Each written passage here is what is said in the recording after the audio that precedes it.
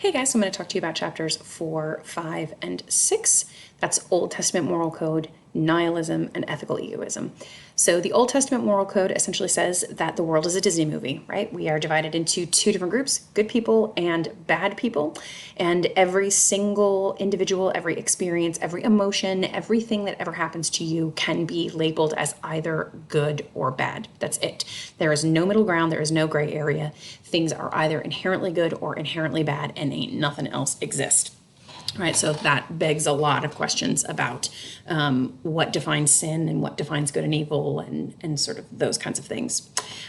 Nihilism is an incredibly dark philosophy that basically says that there's no reason for you to get out of bed in the morning because life sucks all the time and everything is terrible.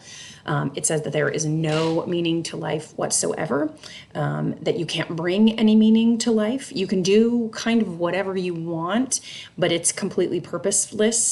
You don't have to be nice. You don't have to be mean. You don't have to be anything because your existence really doesn't mean anything.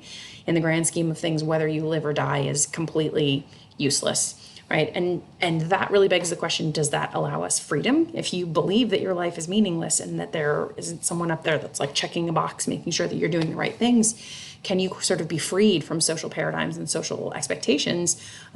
Is that a sort of great, incredible emancipation, or is that like, negate the entirety of existence?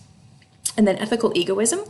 Ethical egoism is really, it's where you are cognizant and aware of the repercussions and the ramifications of your actions, but you don't have to take those into consideration when you are acting, right? Ethical egoism is about acting in your own best self-interest with an awareness of what the ramifications of those are going to be and an acceptance of those ramifications, right? So that you make an ethical choice about accepting the ramifications of whatever is driving you to make that decision.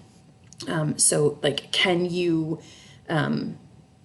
when you make a choice about doing something, you are fully aware that you might be making a wrong choice. You have the right to make that choice, and you are totally justified in making that choice, but you are cognizant of the ramifications that are going to occur when you make that choice.